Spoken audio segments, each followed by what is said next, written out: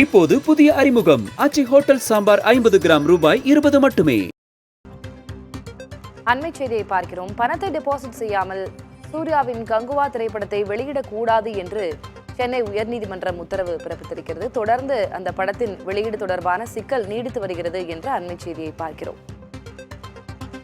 பியூல் technologies என்ற நிறுவனத்திற்கு வழங்க வேண்டிய 1,60,00,000 ரூபாயை டெபாசிட் செய்ய சென்னை உயர்நீதிமன்றம் உத்தரவு பிறப்பித்திருக்கிறது. பணத்தை டெபாசிட் செய்யாமல் சூர்யாவின் கங்குவா படத்தை வெளியிடக்கூடாது என்று சென்னை உயர்நீதிமன்றம் கூறியிருக்கிறது. கூடுதல் விவரங்களை வழங்குவதற்காக செய்தியாளர் VM சுப்பையா இணைந்திருக்கிறார். சுப்பையா, வழக்கு குறித்த பின்னணி என்ன? தற்போது உயர்நீதிமன்றம் விடுத்திருக்கக்கூடிய உத்தரவு என்ன?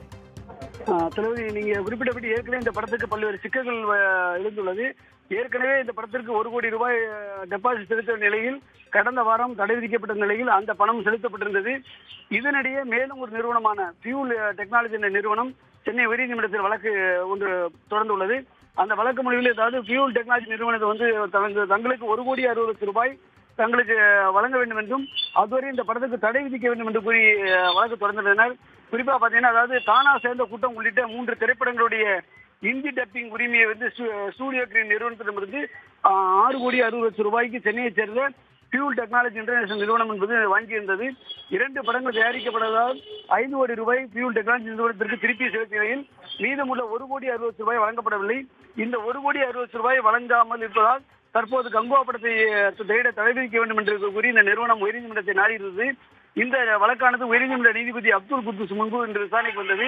அப்போது ஸ்டூடியோ கிரீன் நிறுவனத்தின் சார்பில் ஆஜரான வழக்கறிஞர் PS ராமன் ஆஜராகி இத்தனை ஆண்டுகள் காத்திருந்த நிலையில் நாளை மறுதினம் இந்த படம் வெளியாக உள்ளதாகவும், இந்த நிலையில் இந்த வழக்கு தாக்கல் செய்யப்பட்டுள்ளதால் இந்த படம் வெளியாக சிக்கல் ஏற்பட்டுள்ளது. எனவே நெருக்கடி நிலையில் இருப்பதால் இந்த படத்தை வெளியிட அனுமதி வேண்டும் என்று கேட்டு வாதிட்டார்.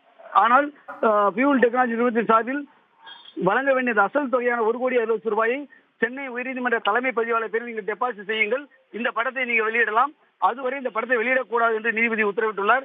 இதன் மூலம் இந்த பணத்தை செலுத்திய பிறகுதான் படத்தை வெளியிடக்கூடிய ஒரு நிலைக்கு தள்ளப்பட்டுள்ளது. எனவே கங்குவா படம் வெளியாகுமா இல்லையா என்பது இன்னும் கடைசி நேரத்தில் கூட இது போன்ற ஒரு சிக்கலை சந்தித்து வருகிறது என்று குறிப்பிடத்தக்கது. திலகவதி, விவரங்களுக்கு நன்றி VM சுப்பையா. இப்போது புதிய அறிமுகம் ஆச்சி ஹோட்டல் சாம்பார் 50 கிராம் ரூபாய் 20 மட்டுமே.